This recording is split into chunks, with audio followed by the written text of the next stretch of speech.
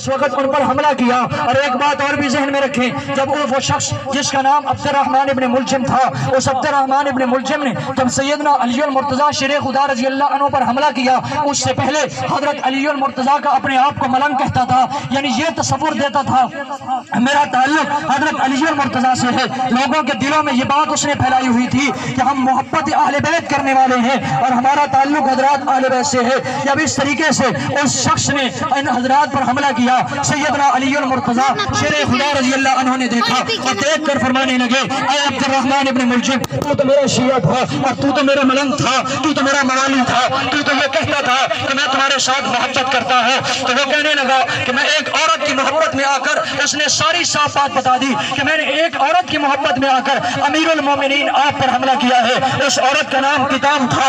اس عورت نے اس شخص سے کہا، یہ اپنے آپ کو حضرت علی کا موالی کہتا تھا۔ میرا سوال یہ بنتا ہے کہ آپ بتاؤ تو صحیح نا، اگر آپ حضرت علی سے محبت کرتے ہیں تو حضرت علی کا قاتل کہاں ہے؟ اگر آپ صحابہ سے محبت کرتے ہیں، حضرت عثمان کا قاتل کہاں ہے؟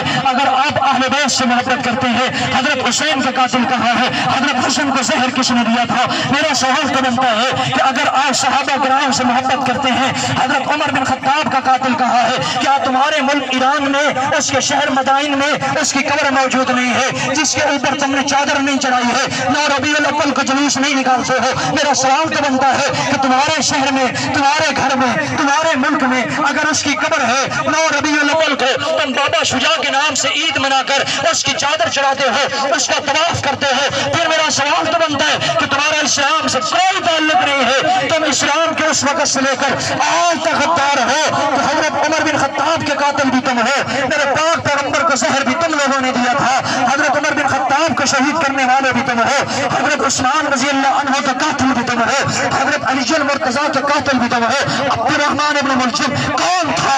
آؤ بتاؤ تو صحیح نا، اپنی کتابیں کھولو، جلال العیون کھولو، حیات القلوب کھولو، بحار الانوار کھولو، اگر تیری کتابیں نہ ہو، آؤ میدان لگا، ہم تیرے سامنے بیٹھنے کے لیے اور وقت تیار ہے۔ اگر تیری کتابوں سے یہ ثابت نہ کرو کہ حضرت علی کے قاتل تم ہو، لکھ کر دینے کے لیے تیار ہو کہ ہمارا خون معاف ہے۔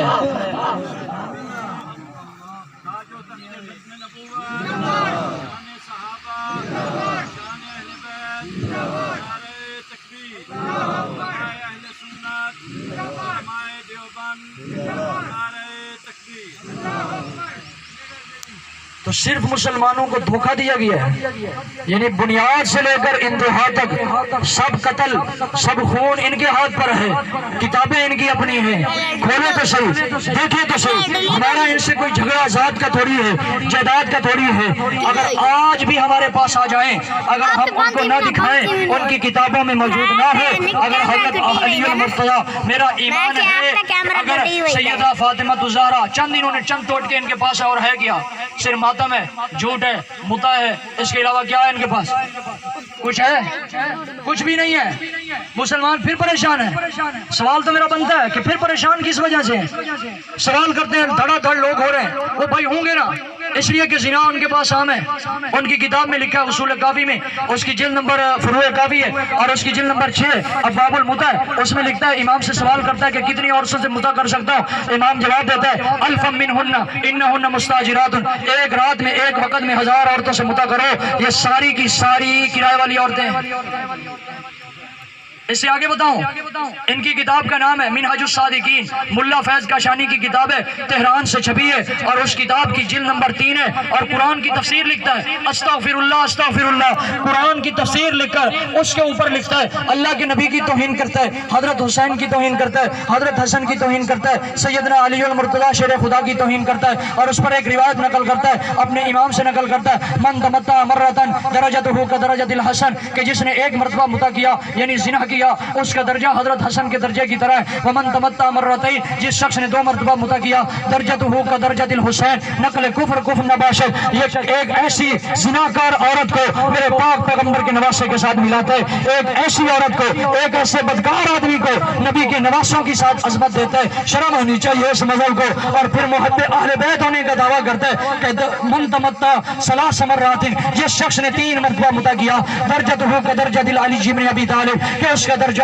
حضرت علی بن ابی طالب کی طرح ہے. اس سے آگے کرتا ہے من تمتع اربع مرات, جس شخص نے 4 مرتبہ متع کیا, درجت ہو کا درجت النبی, نقل کفر کفر نباشر, میرے محبوب پیغمبر کے درجے تک پہنچاتا ہے کہ جس کے درجے تک کوئی نبی نہیں پہنچتا, جس کے درجے تک کوئی ولی نہیں پہنچتا, جس کے درجے تک کوئی امام نہیں پہنچتا, وہ خاتم النبیین خاتم المعصومین پیغمبر اس کے درجے تک اپنے متبع ان زناہگار عورتوں کو پہنچاتا ہے. کس قدر توہین کرتا ہے. تو اسلام سے اس کا کوئی تعلق نہیں, اور چند باتیں ان کے پاس ہیں, اس کے علاوہ کچھ بھی نہیں ہے. مسلمانوں آپ کو پریشان ہونے کی ضرورت نہیں. ایک سوال کرتے ہیں کہ دیکھو بی بی فاطمہ زہرا حضرت ابو بکر سے حق مانگنے گئی اور انہوں نے حق نہ دیا. میں سوال کرتا ہوں تمہیں پوچھنے کی کیا ضرورت ہے, حضرت علی تھے یا نہیں تھے؟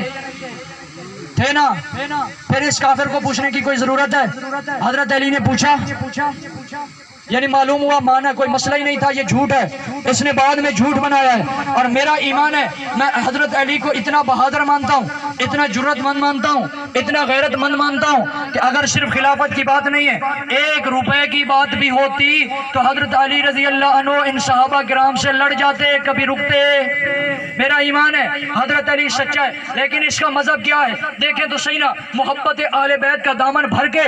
اس کا سوال یہ ہے کہ حضرت علی اندر سے اور تھے, باہر سے اور تھے. میں نے پوچھا وہ کیسے, کہا تکیہ کرتے تھے. میں نے کہا ظالم حضرت علی کیسے تکیہ کرتا ہے, علی جیسا بہادر. میں نے کہا میں تو اس علی کو مانتا ہوں جو کبھی تکیہ نہیں کرتا, جس نے مرحب کے ٹکڑے کر دیے ہیں, تکیہ نہیں کیا. جو میرے محبوب پیغمبر کا سپہ سالار تھا, تکیہ نہیں کیا. جھنڈا جس کے ہاتھ میں تھا, تکیہ نہیں کیا. جھنڈا خیبر میں اس کے ہاتھ میں تھا. میرے پاک پیغمبر نے ارشاد فرمایا کہ اے صحابہ, میں کل جھنڈا اس کے ہاتھ میں دوں گا جس کے ہاتھ میں میرا کمال رب کا, کائنات کا مالک, کائنات کا رب, جس کے ہاتھ پر خیبر کو فتح کرے گا. میرا علی تو وہ ہے جس نے یہودیوں کے سامنے کھڑے ہو کر ان قلعوں کو فتح کر دیا ہے. تو جھوٹ بولتا ہے کہ حضرت علی تکیہ کرتے تھے. تیری حضرت علی سے محبت نہیں, تیرا علی تکیہ کرتا ہوگا. ہمارا علی نہ تکیہ کرتا تھا نہ کرتا ہے. ہم اس کو کل بھی اسی طرح سچا مانتے تھے, آج بھی سچا مانتے ہیں. کہتے حضرت علی تکیہ کرتا تھا. میں نے کہا تیری کتابوں میں لکھا ہے حضرت عمر بن خطاب رضی اللہ عنہ کو رشتہ دیا, بیٹی کا نام ام کلثوم تھا. حضرت حسن و حسین کی سکی بہن تھی. حضرت فاطمہ زہرا کی لخت جگر تھی. حضرت حسین سے پہلے, حضرت حسن سے پہلے پیدا ہوئی, سب سے بڑی بیٹی تھی, کربلا کے میدان میں موجود تھے. نام ان کا ام کلثوم تھا. بیٹی حضرت علی المرتضیٰ کی تھی, اور حضرت علی المرتضیٰ سے حضرت فاروق اعظم نے رشتہ مانگا. ایک کتاب نہیں ہے, طریق مخالف کی سینکڑوں کتابیں بھری ہوئی ہیں. اصول کافی اس کی جلد نمبر 5 میں بھی یہی بات موجود ہے. باب تزویج ام کلثوم جلد نمبر 6 میں بھی یہی بات موجود ہے کہ میرے محبوب پیغمبر صلی اللہ علیہ وسلم کے صحابی حضرت عمر بن خطاب رضی اللہ عنہ, میرے نبی علیہ السلام کے چلے جانے کے بعد حضرت علی المرتضیٰ جب ان کے مسند خلافت تھی, 17 ہجری تھا, 17 ہجری میں حضرت علی المرتضیٰ کے پاس تشریف لائے. امیر المومنین علی المرتضیٰ, میں آپ سے یہ سوال کرنا چاہتا ہوں کہ میں یہ چاہتا ہوں, اللہ کے پاک پیغمبر نے ارشاد فرمایا تھا کل محشر کے میدان میں سارے رشتے منقطع ہو جائیں گے, سارے تعلق ختم ہو جائیں گے, ایک تعلق باقی رہے گا, وہ تعلق میرے خاندان سے ہوگا. تو میں بھی چاہتا ہوں کل محشر کے میدان میں اپنے محبوب علیہ السلام